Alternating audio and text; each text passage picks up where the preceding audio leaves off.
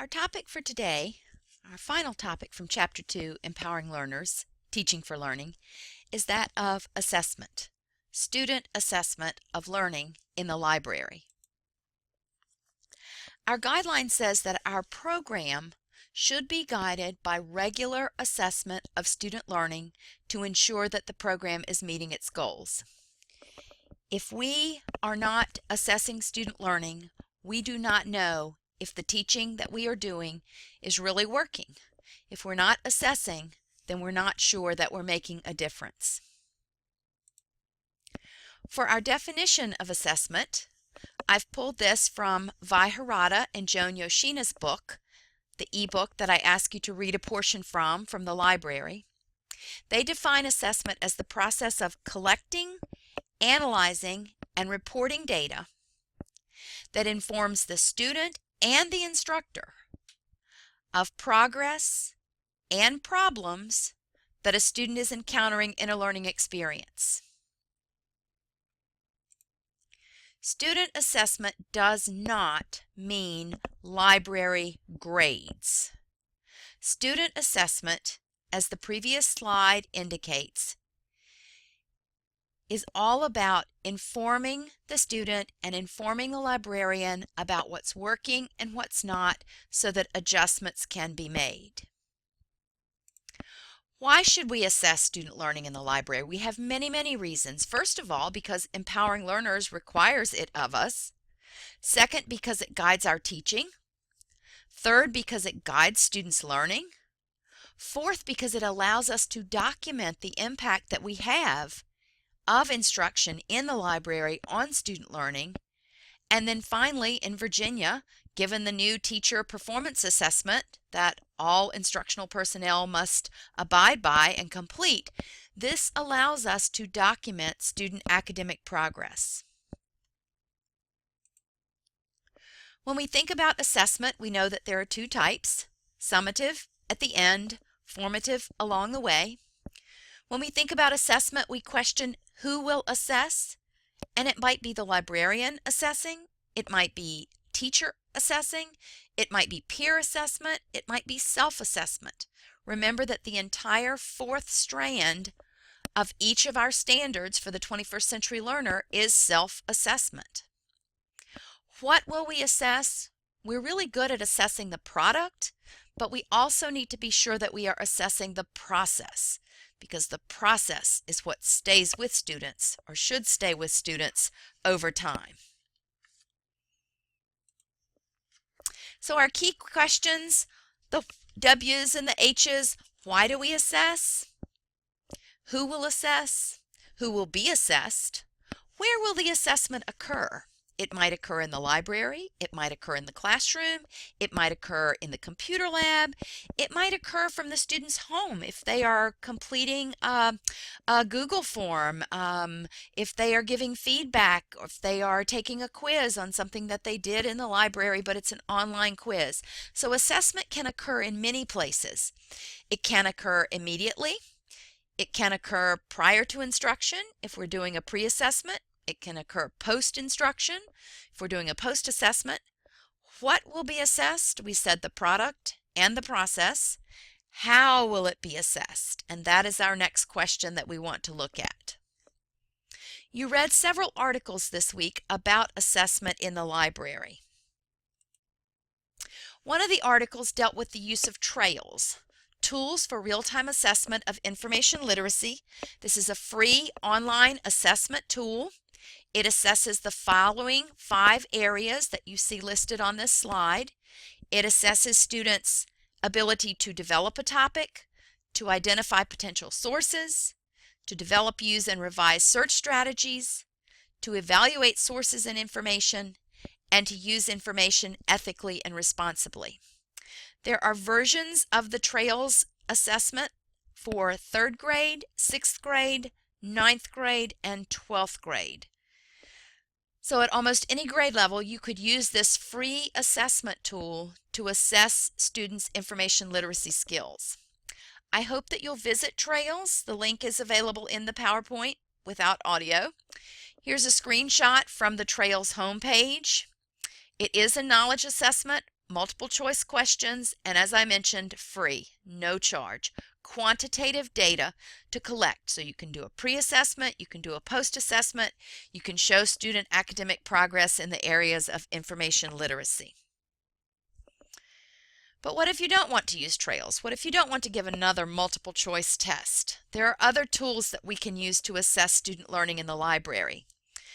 This book by Vi Harada and Joan Yoshina is available as an ebook in our library. It's also available as a print work. I have adapted several examples from this book to provide you with examples of checklists that might assess student learning in the library, rubrics that can be used, rating scales, and learning logs. And that's what we'll see on the next several slides. Here's a sample checklist written as the student self-assesses for locating information. It could be used in its entirety. Individual questions could be pulled out and used as an exit ticket for instruction for that particular day. But a checklist, yes, I can do these things, or no, I cannot do these things, in the location of information. A space for students to put comments so that you as a librarian can see where they think they're having trouble. A sample checklist for evaluating information. Again, written as a self-assessment, but it could be slightly adapted and to be used as the librarian's assessment of the student's success or need for further instruction in evaluating information. Again, could be used in its entirety to evaluate that source, to evaluate the student's ability to evaluate the source that they're using. Here's a sample rubric. It's a rubric, not a checklist, because it shows levels of performance, advanced, proficient, and basic for note-taking. Again, written as a self-assessment, but could be tweaked slightly so that it could be used as a peer assessment or a teacher assessment or a librarian assessment. Here's a sample rating scale for topic choice. Again, written as a self-assessment, could be used in its entirety or individual questions or clusters of questions as exit tickets at the end of a lesson to determine where the students are in their ability to select and narrow and brainstorm questions, find sources, and generate search terms for their topic. Our next example is a learning log for our elementary students. At the end of a research session in the library, the students can complete this so that you have feedback from them on how they are feeling at that point in time about their research. Here's a sample learning log that might be used in a journal or in a Google form or a SurveyMonkey questionnaire to collect data at the end of a research session or an instruction session in the library.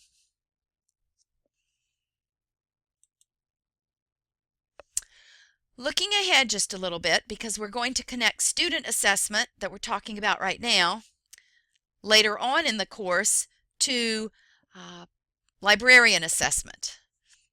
In Virginia, we are working with the teacher performance assessment. The link is available here on the DOE webpage. 40% of a Virginia teacher's evaluation is based on student academic progress. So as an instructional person in your school, sorry about that. Pop-up windows, very annoying. As an instructional person in your school, you will need to think about how you're going to measure student academic progress in the library. Depending on the requirements in your school division or your school, you may be writing student achievement goals, working with one class or one grade level, because you won't be expected to document student academic progress for all students in the school typically. Working with one class or one grade level, you might follow the process that's outlined on this next slide.